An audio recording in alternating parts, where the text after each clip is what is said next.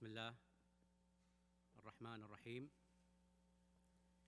University President Professor Abdurrahman bin Ubaid al-Yubi, University Vice Presidents, keynote speakers, founding committee members, ladies and gentlemen. Assalamu alaikum wa rahmatullahi ta'ala wa barakatuh.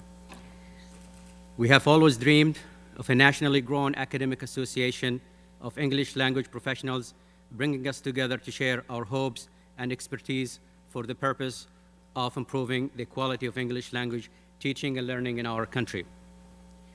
And the dream has come true now, with your support and enthusiasm and the unwavering support of our university president, Professor Abdurrahman al-Yubi, who supported the idea of Saudi TESOL in its early stages. I would like to thank him very much for all the support he has given us, both for the Saudi TESOL and the English Language Institute at KU. I'd also like to thank the founding committee members of Saudi TESOL, Professor Ibrahim Al-Garni from King Saud University, Dr. Mansour Al-Malki from Taif University, Dr. Hissa Abul Ala from Princess Noor University, and Dr. Turki Salami from KU. I'm absolutely thrilled and profoundly honored to be able to serve with my colleagues on the committee to pave the way for the first official association of its kind approved and supported by the Ministry of Education, and in complete adherence to the law governing academic associations in Saudi Arabia. I'm proud to be speaking to you and assure you that I, along with my fellow committee members, will earnestly endeavor to speak on behalf of you all. We are the premier academic association for professionals engaged in the study, teaching, management, and all aspects of English language education in Saudi Arabia. We understand that Saudi TESOL has a critical role to play in support of Vision 2030 and the quality of language education kingdom-wide. In order to meet that demand of this role, we have built Saudi TESOL activities around a mission statement that establishes priority for quality improvement and professional development for English language teachers, in addition to consultation, research in English language education. Our association will represent individuals and organizations actively committed to the effective teaching and learning of English as a second/foreign language. The founding committee members and I will do our utmost to establish the association in line with best practices until the first board of directors is elected. Our anticipated professional development and publications and partnerships will provide venues and opportunities for members to hone their professional skills and learn about the advances taking place in our field.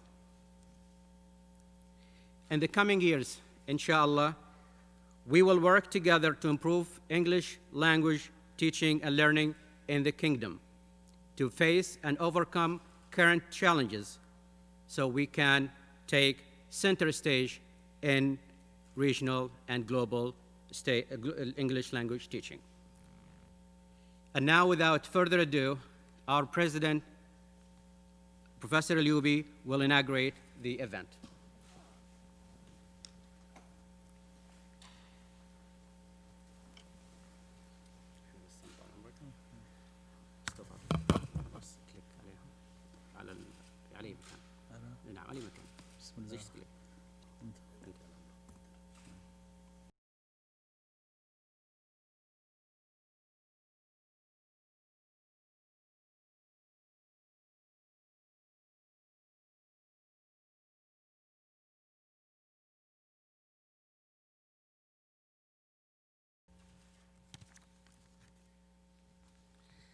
Thank you very much, President al-Yubi, for inauguration of the Saudi TESOL.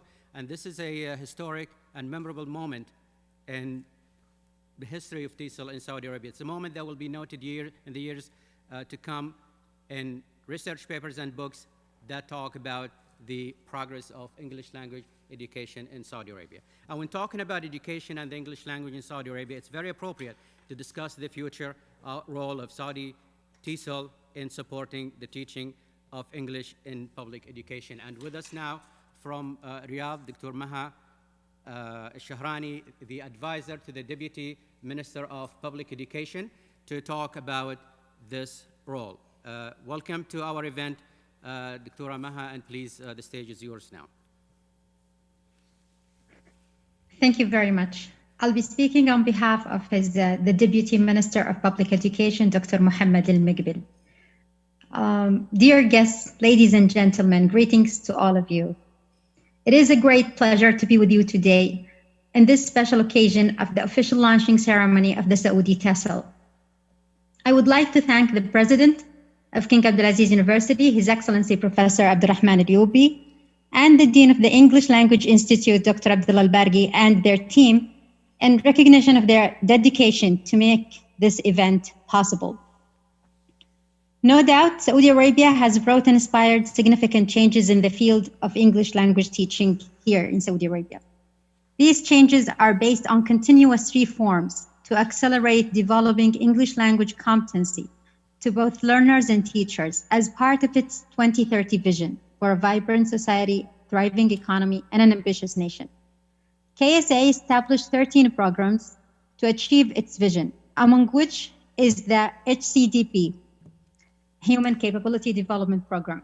It aims at developing citizens able to compete globally by building basic and future values, knowledge and skills that enhances 21st century skills and global citizenship. It also focuses on creating opportunities to promote lifelong learning, as well as to align students' learning outcome with future labor market needs. Here I quote what His Royal Highness Crown Prince Mohammed bin Salman said: "We seek to be proud of our country and allow the coming generations to contribute to the development of the world, whether on the economic, environmental, civilizational, or intellectual levels." We hope that the Saudi TESOL will aim to achieve our aspirations based on our common shared interest in providing support and professional development for English language teachers and learners in Saudi Arabia, as the symposium theme goes. The Saudi TESOL is an important event where the goal to provide a dynamic platform for ESOL professionals or PLCs is realized. I believe it will provide an excellent opportunity for people from various teaching and learning backgrounds to come together and discuss the challenges and opportunities facing our students, teachers, and schools, such as exploration of best practices, research-based innovations in the field, and advocating for the improvement of resources and conditions of English language teaching and professionals. We'd like to see Saudi TESOL offers professional development opportunities to English language educators at all levels and sheds light on different crucial themes and topics. One of the topics needed to be addressed is the latest teaching frameworks and strategies to foster learning, English language learning, of course. It's also important to address ways to improve effective evaluation systems and assessment tools that can precisely assure quality and higher effective performance in public education. Digitalization and e-learning in education is another aspect that needs great attention, since technology is becoming a necessary medium of instruction that replaces traditional methods to face challenges, such as happened during the coronavirus pandemic.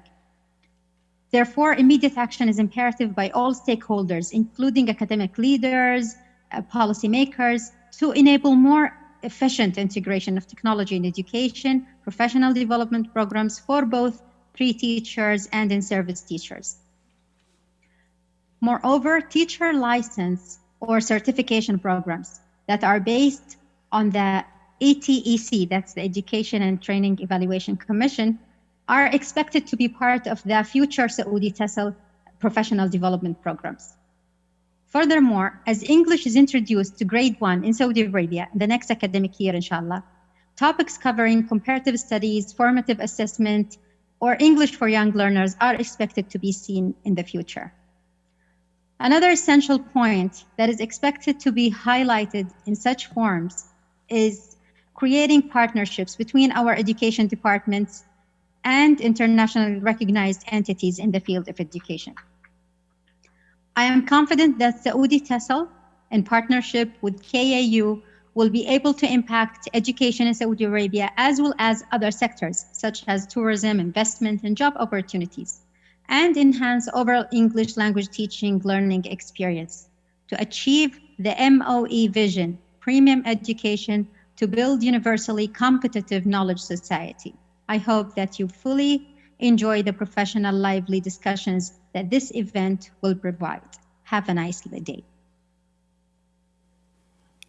Thank you. Thank you very much, Dr. Maha, for your insightful speech. And I'm sure Saudi TESOL will keep public education teachers close to its heart with carefully tailored professional development programs for them. Thank you again for joining us today from Riyadh on behalf of the Deputy Minister of Public Education. Now joining us live from Spain, an internationally distinguished scholar in English language teaching with well over 12,000 citations. We will hear from Scott Thornberry. Scott joined us in our ELT conference 2020 here at KAU back in January when the world was completely different. Welcome back to KAU, Scott. And speaking of a different world in the pandemic, I'd like to ask you a question here that I think is worth of your answer. How could Saudi TESOL play a major role in the development of English language teaching and learning post-COVID-19? The stage is all yours, Scott. Thank you, Dr. Al-Barghi, and welcome honored guests, faculty from KAU and other universities, and my fellow panelists and participants, 711 at the last count. I'm delighted to be back at KAU. In fact, you reminded me that that was the last time I've ever stepped outside of Spain or Barcelona even. That was the last conference I attended, the last time I was on a plane, and a great conference it was. And there's a certain symmetry to the fact that since then, it's only taken 9 months or a little over to arrive at this point where we're launching the Saudi TESOL Association. So congratulations for all of those who have been involved in this fantastic endeavor. And I want to just reiterate some of the points that Dr. Al-Shahrani made in terms of what a language teachers association can contribute, and specifically what Saudi TESOL can contribute, and then to answer your question about how this has particular relevance post-COVID-19. Just to summarize some of the points that have already been made, what the value of a language teaching association, and I'm sure Dr. Koum and Dr. Kucher will also touch on some of these points. And actually my reference here is an issue of the English Language Teaching Journal that came out in 2016, in which Dr. Kucher has an article. And it's a valuable resource in terms of looking at how language teaching associations have evolved over time and what their various functions are. And I think we can learn a lot from the experience of international language teaching associations as well as local ones. And I've sort of broken down into 4 categories the kinds of functions that language teaching associations do. And one, of course, is professionalization. Most professional organizations, in fact, all professional organizations, is almost by definition have an association which has conferences, publications, etc., and meets regularly. And their very important function is to set the standards of the members of the organization. I'm looking at, for example, these standards, both professional in terms of the actual activities that the members do, but also ethical standards, I think very important and shouldn't be forgotten. I've been looking at some of the websites of other language teaching associations around the world and looking at how they define these standards and in terms of both professional and ethical standards. So for example, TESOL Spain, where I'm based, has on its website the statement that they comply with standards and TESOL Spain stands in opposition to discrimination against teachers on the basis of their national, ethnic, or linguistic background, etc. And especially in terms of hiring, promotion, recruitment for jobs or employment conditions. A very important function of LTAs, of language teacher associations, is to maintain standards, and also accreditation, giving, setting standards and accrediting member organizations, which is done, for example, in Australia. The English Australia organization provides accreditation for the schools, language schools, English language schools all over the country. And so to be a recognized language school in Australia, you need accreditation from English Australia. The second important role of a language teaching association is advocacy. And this is something that, I mean, globally different language teaching associations do to greater or lesser extent. Again, mentioning English Australia, they, in their website, they mention the fact that they've worked closely with the government of Australia to integrate the standards of English Australia into documents and laws that regulate the teaching of English as a second language. There's a close link between the Language Teaching Association and the government and the ministry. The third sort of function of language teachers associations is very important, has been touched on by Dr. Al-Shahrani just now, which is professional development.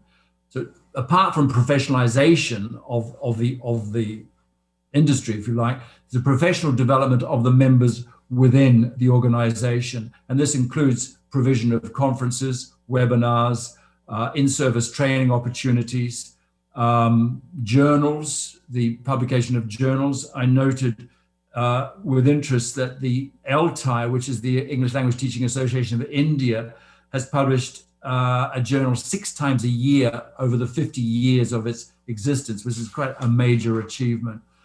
The research and the dissemination of that research through the journal and through webinars, etc., is obviously a very important function. And some language teaching associations even have a kind of career advice or job search function. So, for example, the Japanese Association of Language Teachers, JOUT, has a job information center, which is a service supporting educators and employers who are looking to find each other with the intent of building professional relationships. So that would seem to be a very important function. And finally, the fourth of these macro functions, if you like, of language teaching associations is building community. And perhaps this is, for me personally, one of the most important functions, and why I belong to 2 international language teaching associations. That's TESOL International and IATEFL, because it makes me feel part of a global community or a national community or a local community of fellow professionals. So it gives me a kind of professional identity, which I would not really have if I didn't actually belong to an association like Saudi TESOL will be. And that provides, of course, opportunities for networking, which we're now doing 100% online. But of course, the conference for me was always a great opportunity every year to meet fellow professionals, to do the kind of networking, which in a sense would determine my schedule for the upcoming year, the kind of conferences I would attend, the webinars I would give, or the writing activities that I might be involved in. Often they were, in a sense, they were conceived at the annual conference. And so that sense of membership is is fundamental, I think, and no language teaching association would relegate that to second base. It really is about being part of a wider community. I noticed, looking at the CAM TESOL website for the Cambodian Teachers Association, that they aim to bring together the following groups: classroom teachers of English and teacher trainers, researchers, administrators of English language schools and universities, educators with an interest in international language education, ELT-related individuals and institutions and Ministry of Education representatives, and importantly, foreign experts or researchers who wish to network within the ELT communities in the region. And that's reference to Dr. Al-Shahrani mentioned the partnerships that can be established. So those are the kind of functions which not all language teachers associations do all those functions, but over time, they often evolve to fulfill many of them, or they're in their actual charter. And I would hope to see that Saudi TESOL will be addressing many of those important functions. Now, I want to just finish by addressing the particular situation that we're all in, which is as what's called the post-COVID. I wish we were in the post-COVID situation. We're not yet, although some countries are, fortunately, like Australia and New Zealand, but hopefully we'll be there soon. But it is a particular situation which I don't think even language teachers associations were necessarily prepared for. Nobody was prepared for. So I would add a kind of an extra dimension to the functions of a language teaching association, what I would just call healing. We need now to heal the damage, the pain, the grief, the loss, the absence that has been caused by this pandemic. And I think language teaching associations and Saudi TESOL are an excellent place to do this, to transition back to kind of the old normal, if you like, from the new normal. And so some of the things that I hope that Saudi TESOL will be able to do to transition, to help this transition, is to support the teachers who are still having to teach remote classes. And, you know, as good as remote teaching has been, it has not been, it in a sense has been second best. Some of the figures coming out now, we're in a position to look at the statistics that have been generated by countries like the United States. The effect on education has been colossally damaging. This comes from the TESOL site in the United States, but they quote a survey which was done of 600 full-time public school teachers in the United States. This in May of this year. They found that 67% of students' homework completion rates are worse than before. 67%, that's 2/3. And 75% of teachers believe that access to technology has been a major obstacle in remote learning, and it's particularly accentuated the divide between those who are well-resourced and those who are not. And that most teachers have witnessed a diminished attendance rate, with some only having 25% of their students participate on a daily basis. 25%, only a quarter of the students participating on a daily basis. And they calculate that many students will need anything between 7 to 12 weeks to catch up on their subjects. That's in mainstream education. Another study in Germany found that the closing of schools had reduced the average learning time by about a half. That's 50% reduction in learning time because students moving online. So for all, you know, we've been very lucky that we've had the technology to move us onto line and to carry on teaching, but it has not been ideal in many circumstances. And so I see the role of language teaching associations and Saudi TESOL in particular to recover the lost time, to help teachers catch up, to help learners catch up, and to support teachers and students who may have been trapped away from their homes and their institutions, etc. I mean, that's been very acute in places like Australia, where many students have been trapped, and it's been the job of language teaching associations like English Australia to work with the government to provide support for these students and or teachers who are suffering the consequences of the lack of being able to travel. We need also to be able to help teachers transition back into face-to-face teaching using some of the knowledge that they've gained from the benefits of teaching online and some of the tools and technologies that have actually enhanced learning. And we also need, as language teaching associations, to be able to collaborate across regions, collaborate globally with other language teaching associations who are addressing these issues at a different time rate. So on that note, again, I congratulate Saudi TESOL for this launch, and I wish you all well in the future, a rosier future, I hope, than this last 9 months has been. Thank you very much. Thank you very much, Scott. That was very, very insightful. And I think you added just one more mission to the associations, which is the educational healing process following the COVID. And I think we're all hoping to get rid of COVID everywhere in the world. And thank you so much, Scott, for your talk, and I'm sure our teachers will come back to face-to-face situations with that combination, with that knowledge and benefit of online teaching.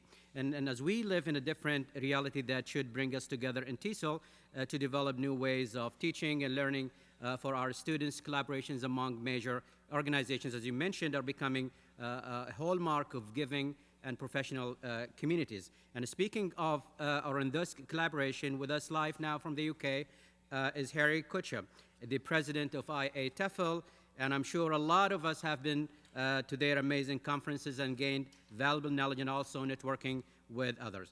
Harry, welcome to our event, and I would like to ask you this question, and maybe it's interweaved into Scott's talk about the connection and the collaboration among organizations like TESOL and other TESOL organizations. And how, Harry, how would you see Saudi TESOL possibly becoming an TESOL associate benefiting members of both organizations? What is your stand on that?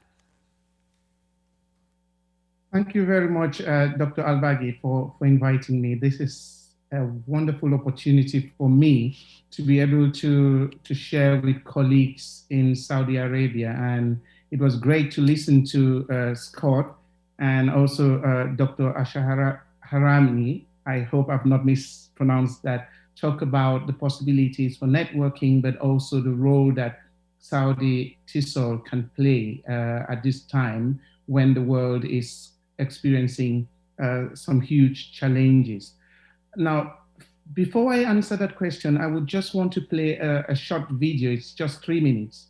And then after that video, I would like to reflect on a number of points that are very dear to me personally, and that build from my own experience of growing within a teacher association and then developing international partnerships. So if you can help me play that video, which talks about the work of TESOL and what we do with our different associates, that would be great. Over to you. Thank you. Let's have Harry's videos on, please.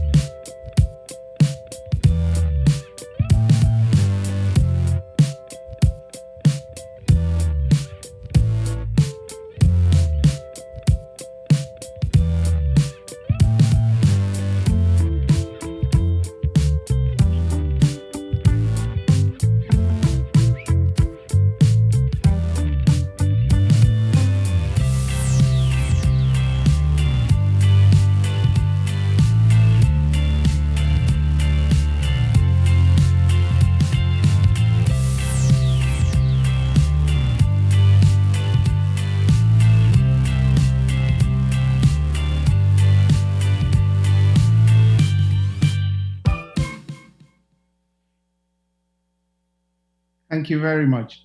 As you would see from the video, the I in IETFL represents international. And because Saudi TESOL is part of the international ELT community, becoming an associate of IETFL is like joining your family. In my village, where I come from in Cameroon, when we have a new member in a family, we treasure that because every new member brings something new, a new perspective that we were previously not familiar with. And that in itself contributes to building a solid global family. Now, what do I think would be the benefit to both organizations?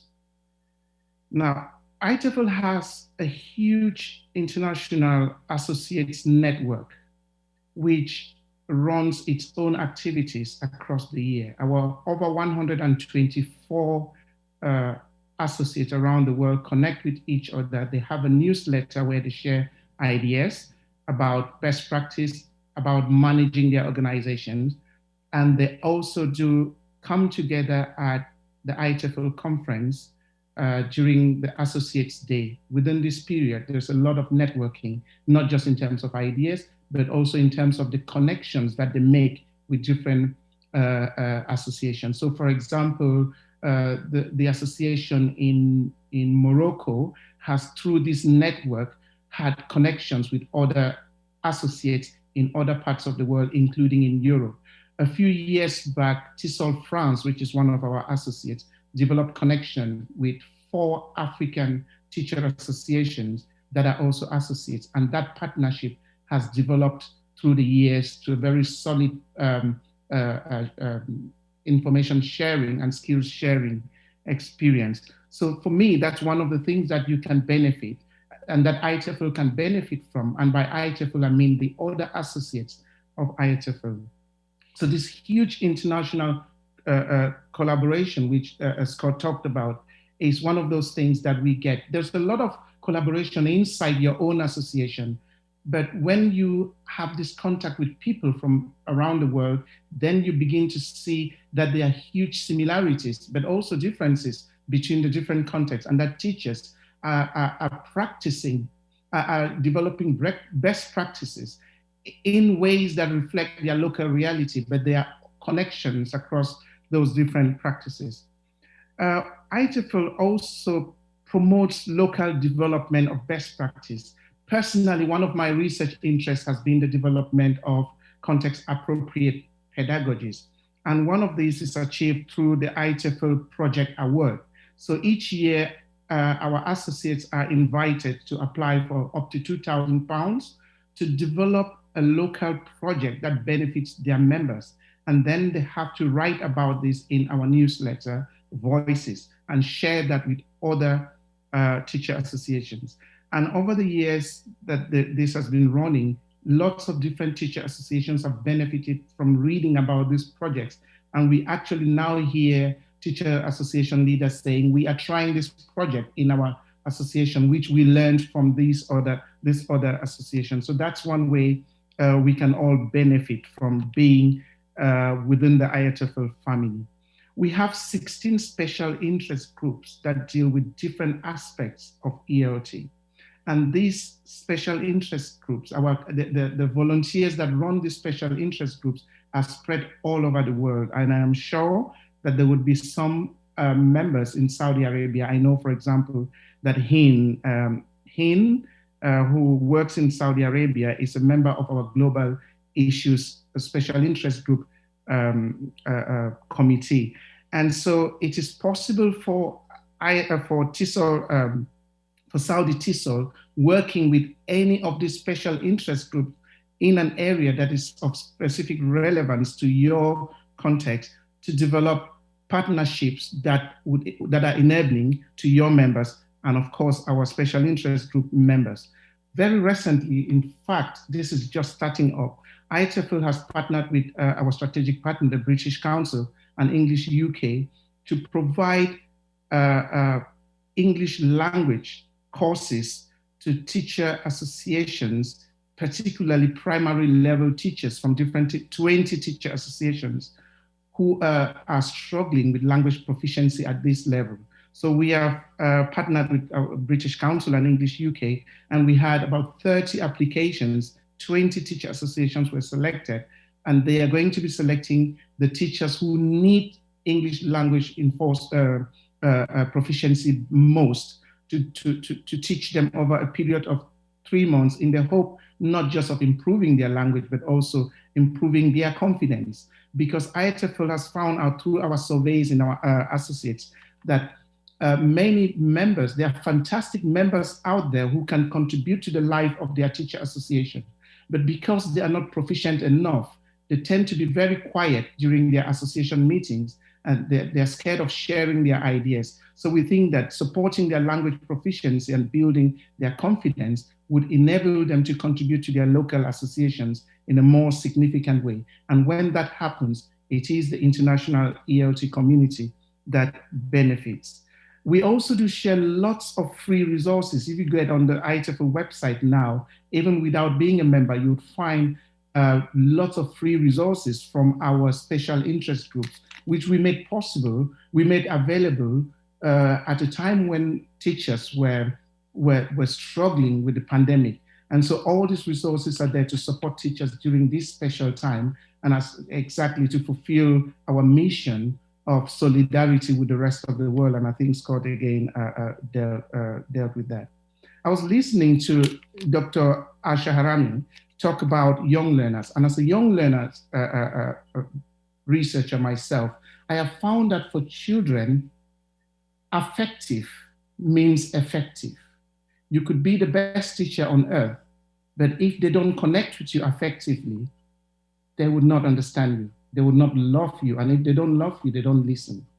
Now, it's not very different with adults. When I've trained teachers, I've started with asking them to talk to me about their best ever teacher.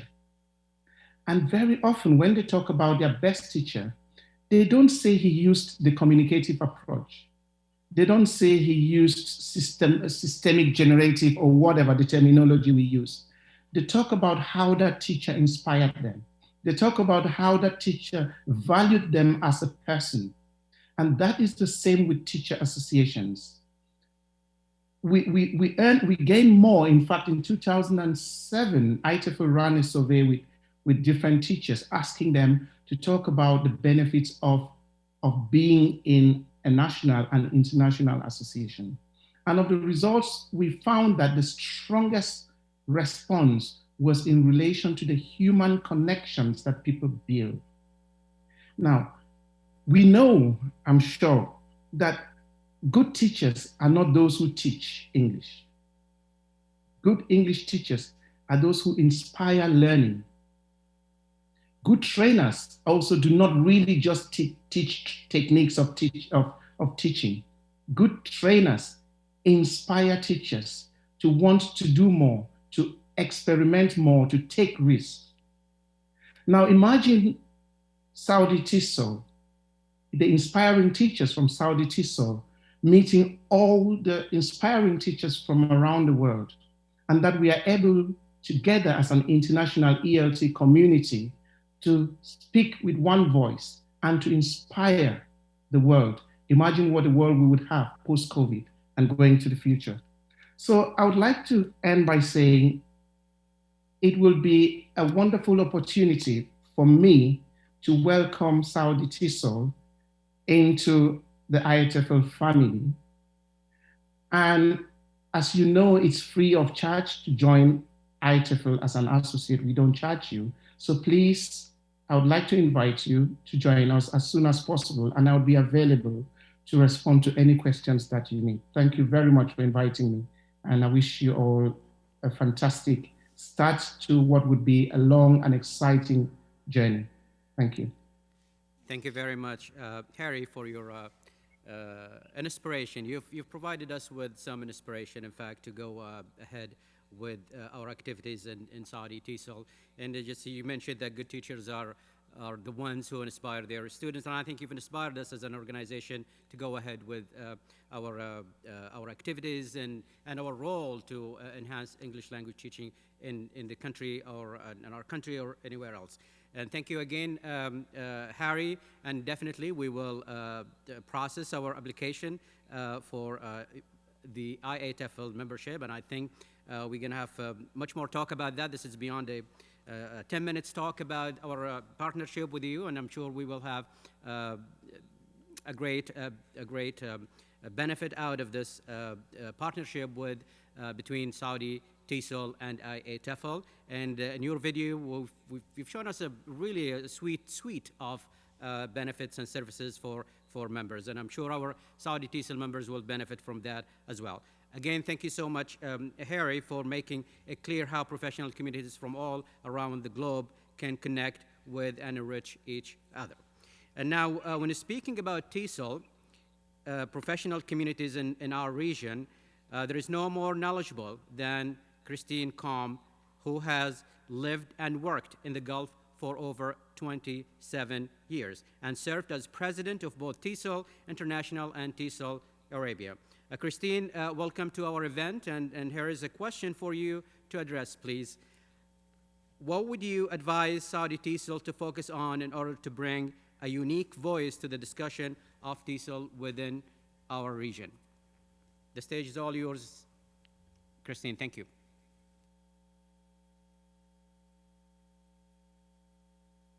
Myself. Thank you, Dr. Abdullah. I think it's very important to look at what impact a professional association can have on different people. So a case in point is going to be myself, for example. I joined TESOL International at the request of my master's professor, and he was very, very interested in working with TESOL International, and it was part of our master's program to actually join and to become involved, being a professional citizen. I know now that he was very right in encouraging us to do that, because some of the main milestones in my career have been because of my involvement in not only TESOL International Association, but also TESOL Arabia. In fact, I think at the TESOL convention way back in 1988, I had a couple of my first conference presentations of my career. I also got my first job post-doctorate, which was in Oman at one of the conferences as well. I published my first book with TESOL Publications. So there have been a lot of benefits that I've gained through my association with a professional association. I know now, having just edited a book on professionalism and English language teaching, I know now that one of the indicators of increasing your professionalism levels in the field of TESOL is by being a professional citizen or being a member of a professional association. Through my years in Dubai, I've done all kinds of work with TESOL Arabia. I've chaired conferences. I've served as president, treasurer, lots of different kinds of roles. Each of those prepared me for the ultimate in 2010 when I was elected TESOL International president. And I did so as being the second person from the Middle East to actually do that. And I did that from, I don't know how many thousands of kilometers away. So that was a major, wonderful aspect of my career, and probably the thing that I am most proud of. Now, I was so happy when I got the invitation to speak on a panel for this event. And as I look down, since we started about an hour ago, the numbers keep going up. So we're now at 750 and above. So you definitely have lots of interest in this, and that's fantastic to see. So what can you focus on? Well, in my view, you need to focus on improving the lives and the careers of your members. And in order to do that, there have been a lot of ideas so far with both Scott and Harry. especially the special interest groups or the interest sections. That's what TESOL calls them. So right now you have a global association, but soon your members will want to diversify and create communities of practice. So in doing so, you might create sub-entities within the overall, within your overall association. Now, we've had lots of people saying post-COVID, post-COVID. It doesn't seem like it's going to be post-COVID anytime soon, at least where I'm at. So one of the things that I think you need to also consider, you need to consider hybrid education, because I personally believe that's the direction we're going in, at least in the UAE. You also need to focus on, let's say, the various events that you can do. For example, there's webinars, there's a panel like we're doing now, academies on certain things, training sessions. Dr. Al-Shahrani mentioned certifications. But I really believe that in order to give voice to your members, you have to collect some information from them. So on the heels of having 750 plus participants in this very session today, I recommend that you do a needs analysis of sorts to see what training people feel they need. Now, I remember way back in March, we got sent home and we had literally 2 days to kind of figure things out. And to our credit, teachers already all over the world actually were able to figure it out. And I still remember that first week because teachers all over the world decided to take professional development into their own hands by having groups of teachers organize events, organize webinars, etc. And I remember getting a couple of invitations during that first week. And, you know, my field is language testing, but I was getting information about, I was getting invitations to, can you show us how to teach online? And it was very disconcerting because I kept thinking to myself, well, I'd be happy to as soon as I figure out what I'm doing. And it really took me probably a month or two of literally constant PD sessions and constant trainings. You know, the old thing about where you have to go 3 hours of training to do one activity in your class that fills up 1 minute. Okay. And it's the first time in the 30 years I've been in the profession that I have felt like a rank amateur. And this was an interesting feeling because I usually feel quite comfortable in a classroom and, you know, delivering training to teachers. But for many of us, and I'm sure lots of you out there, this was a similar type of feeling. But I also feel that now we are kind of used to what the situation is going to be. We might have systems in place for what's going to happen next semester. I personally predict that we're going to have to not just do one thing or the other, we're going to have to prepare for a hybrid. And this is not something I look forward to because I find that online teaching is very much exhausting. And that was probably the biggest takeaway I've had from this whole experience. I always thought that when you teach online, it was just so easy. How hard can it be? You're just sitting there in front of a computer. But literally after a 2-hour class, I would have to pass out for half an hour. I could barely get up out of the chair. Maybe it's my age, I don't know. But maybe some of you felt like that as well. But my prediction is we're going to have mechanisms in place where we're going to have to teach students who come to class, but we're also going to have to be prepared to teach students who stay at home and want to learn online. And we're going to have to do that simultaneously. So that's my prediction. And Scott's mention of the healing process is an important one. So my advice to you with regard to what kinds of activities you should be doing with your members, with teachers, and it's not just English language teachers. I believe the Saudi context is very similar to that of the UAE, whereby all subjects are taught in English, not necessarily just English. So whether we want to be or not, we are all English teachers to a certain extent. And I think that's a good thing. So in addition to the different types of events, like webinars, like training sessions, certification courses, conferences, mini conferences, etc. We've got a big scope for that. And one of the things I've noticed, having been involved in other organizations through the last few months, lots of people that wouldn't necessarily accept your invitation to come to a conference don't have a problem accepting an invitation to come to a virtual conference. I know that I've been able to speak at places all over the world because I don't have to worry about getting time off from my job, getting a visa, flying there, coming back. So take advantage of, create a wish list of all the people that you'd like to come in for training. And perhaps through a virtual training, you're going to be able to get people. Now, it's also important that you recognize the expertise that you have in the region.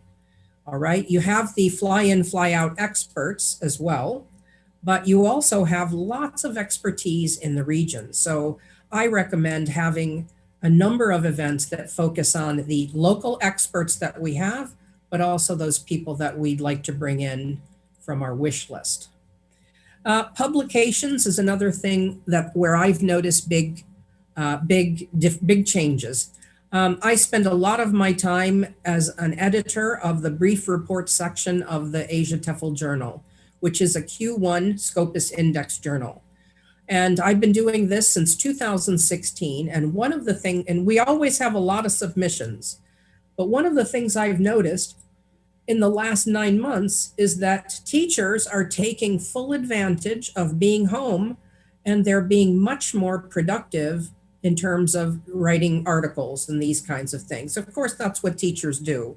We take advantage of time frames and time pockets to get some work out there and get it published. And one of the things I have always advocated for from our part of the world is having a journal that actually is focused on context-specific research and publication. We don't actually have one. And I recommend, and I think that because there are so many top tier universities in Saudi who are involved in this initiative, it's the perfect time to actually think about creating a journal that is either specific to the Saudi context or to the Gulf in general. Other things that I recommend you do is to come up with some kind of mentoring system. And this could very well dovetail with Scott's suggestion about the healing process. In fact, in my notes, I have possible mentor-mentee relationships for self-care and well-being. I know that I live alone, and I know that since this all started, not being able to see my family, not being able to leave the country for any kind of vacation with family has been very difficult indeed for me. So I think helping students or helping teachers through communities of practice is a good idea. Giving our members opportunities for leadership development is another idea that I think would be very useful. Oftentimes, the only leadership positions that teachers engage with are leadership within, either paid or unpaid leadership. And one of the programs I'd like to cite that's really done a lot for me is TESOL's Teacher Leadership Management Certificate Program. I just finished teaching a 5-week course to 170 teachers from around the world, and I can't tell you how invigorating that was for me. So doing some mid-level leadership training with members is one way not only to prepare them for whatever leadership path they want to follow in their career, but also to prepare teachers for taking on leadership positions within your own affiliate. Again, self-care and well-being is very important. I think we need support. So creating communities of practice through maybe discussion sessions that aren't as difficult to actually put together is a great idea. Now, my recommendations for you, since you're at the early stages of creating your own affiliate, is let the members set the agenda, okay? So it's really important to come in and ask members what types of training they need and what types of things they want from their own institution. Something that comes top down is never very popular. So allow your members to have some input into what kinds of programs, what kinds of trainings you're going to offer. I also recommend that you look at, once you have your association up and running, you look into various SIGs or interest sections. My work with the TESOL Arabia testing SIG spanned over 20 years, and it created some of the best training that I've been able to engage with in my 28 years here in the Gulf. Harry talked to you about the importance of becoming an associate with IATEFL. I recommend that you become an affiliate of TESOL International Association. Although it would not be free, it is very much low cost. So you could avail of lots of different benefits through your association. And as Harry mentioned and Scott mentioned, becoming involved with associations that are global really bring us out of our own area and expose us to what people are doing and what people are seeing, not only at this time, but in times when we go back to what I hope will be a normal existence. So those are my recommendations for you. And I'm very, very happy with the number of people that we have in this section. And another suggestion I have is when you have elections, that you open elections up to all members and not just have elections from a certain key group of people. It's very important that elections are recognized and that everybody gets an opportunity to participate if they want to. One of the other things that I really like about your initiative now is the fact that you're working with the Ministry of Education. In all my years with TESOL Arabia, I tried and tried and tried to find a contact at the ministry to work with, because as you know, when you have a ministry contact, you also have easy access to getting the information about your association out to people who are not in the tertiary context. It's easy for us to be in contact with the university professors, but oftentimes the people who really need the training or the contact are those that work in the public schools or the high schools and things like that. So it's a very exciting time for teachers in Saudi, and I hope one day we'll all be able to meet together at a conference, one of these, I want to say months, but maybe it's going to be years. But in the meantime, you know, Zoom creates such a small world. So I'm happy to have been part of this. And thank you very much, Dr. Abdullah, for the invitation, and to all the members of the committee for what's, I'm sure, been a lot of hard work in putting this event together, not to mention this association. Thank you. Thank you very much, Christine. That was very, very insightful and helpful talk. I think we have taken a lot of notes based on what you just recommended. And I think our organization will go ahead with your recommendations. Really, really valuable. Thank you so much, Christine, for all of that. And I'm sure you're in the region and you know much more about our context and being involved in many TESOL organizations. That would be very, very helpful. And of course, we will always come back to you for suggestions and consultation to help our thank you, to help our organization grow. And thank you. Again, thank you so much, Dr. Maha Shahrani, Scott Thornberry, Harry Kucha, and Christine Kom for your time today. You have inspired all of us today with your talks. And I think one of the things that we're looking at is that kind of meaningful partnerships among English language professionals and organizations, and that would help us take our field to new heights in the future, either here in the kingdom or elsewhere in the world. And I think with this, ladies and gentlemen, I know it's the weekend and we don't eat up your time. Thank you so much for being with us. As I can read it now, 743 people have joined us in today's event, and I'm sure this is just the beginning. And please visit our website, www.sauditesol.org, for more information about our association. The President has decided that membership will be open and free of charge for all throughout 2021, even those who couldn't make it to the event today or couldn't sign up for the event as well. So thank you, President Liubi, for this. And we would like you to keep an eye on your email. We're going to have a lot of exciting news for you coming up soon your way, inshallah. And with your help and support, our teachers everywhere in the kingdom and elsewhere, we will take Saudi TESOL to new heights that will make us very proud of it and very proud of our great nation and leadership. And thank you very much all for joining us today and in this memorable event in the history of TESOL in Saudi Arabia.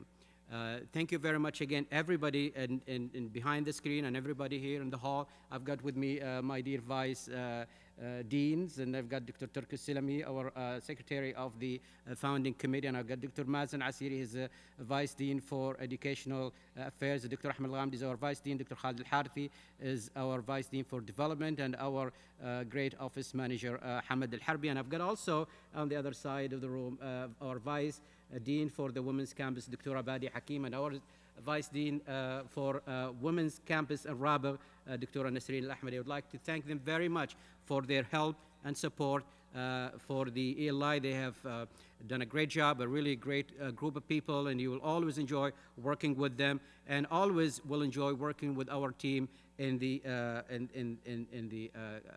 organization in our Saudi TESOL. We have to get our used to the name and to the logo a little bit, so we know it's a moment. We have been waiting a long time for this moment, and it has finally happened.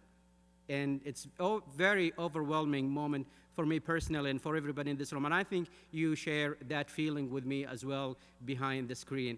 I think Saudi TESOL has borne strong now with all your support and with the great talks and that we have heard from Dr. Amaha, from Scott and from Harry and from you, Christine.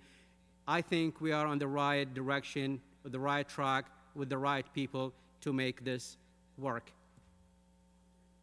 And our also founding members, they have done a great job over the past 2 months, and please excuse us if our founding members, they are with me in the room in Zoom, and they were very helpful and supportive throughout the process with their suggestions and recommendations.